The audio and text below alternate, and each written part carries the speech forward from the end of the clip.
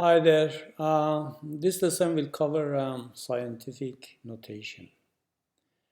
Consider the three numbers. I've got three numbers here: 912, 9.12 times 10 to the power of 2, and 91.2 times 10 to the power of 1.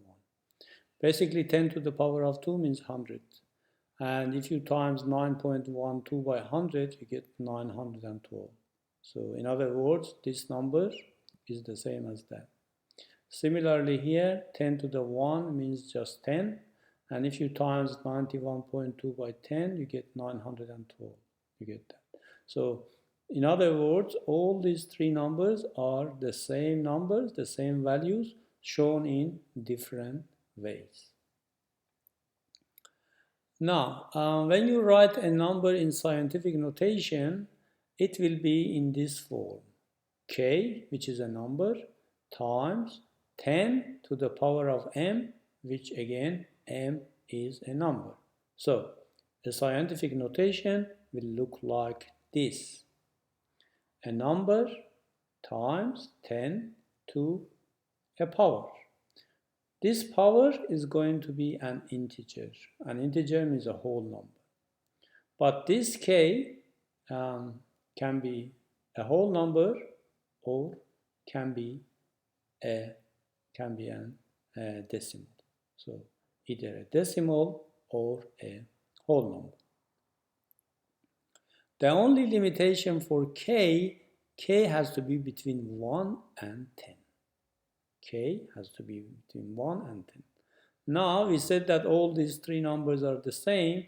Let's see which one of them is a scientific notation for this. So we need a number times by 10 to a power. So a number times by 10 to a power. So both of these are a number, like this, times 10 to the power of 2, and this times 10 to the power of 1. However, we said this number has to be between 1 and 10. This is too big, this is not. So this is the scientific notation for 912. Because we have written it in the form of a number which is between 1 and 10. 9.12 is greater than 1 but less than 10, and times by 10 to a power. But why do we need scientific notation? The reason for scientific notation, it makes it easier to show, to write big numbers or to write small numbers. Let's look at some examples. Write 83,400 in scientific notation. All right. Now, so sorry, that should be just 834. Write 834 in scientific notation. So all we need to do is to get this between 1 and 10. So if I put the decimal point between 8 and 3, I get 8.34. So that decimal point, I put the decimal point here to make it between 1 and 10. All right, but now it is 8.34. I want to get to 800. So you times by 100 to make it the same as 834. Now 100 itself is 10 to the power of 2. So now we got a scientific notation because we need to write as 10 to a power. So this has to be a number between 1 and 10, and this is 10 to a power. So this is the scientific notation for 834. Another example, now 834,000 is the number, and we want to write it in scientific notation.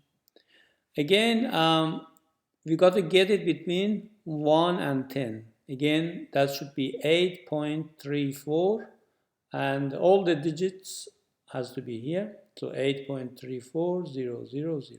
The only thing I've done with this, I've put a decimal point to make it between 1 and 10. But this is 8, and this is 80 834,000.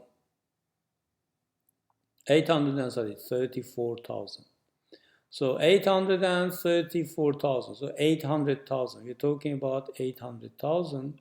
So it should be zeros. So 8.34000 times by 100,000. All right. And that 100,000 means 10 to the power of 5. 10 to the power of 5.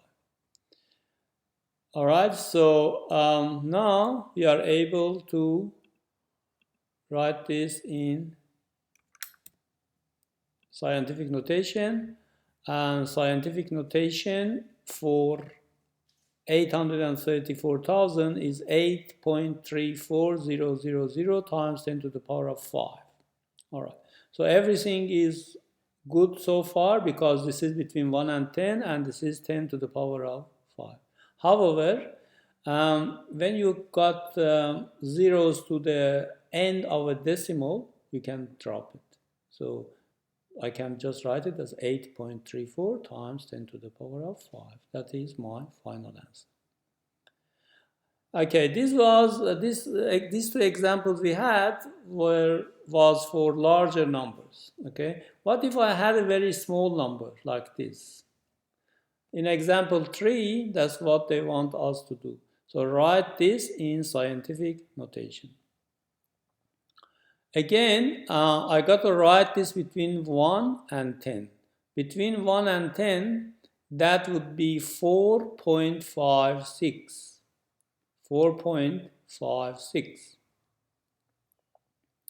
But 4.56 is too big for that, so I need to divide by 1,000 because this is 4,000, like 455.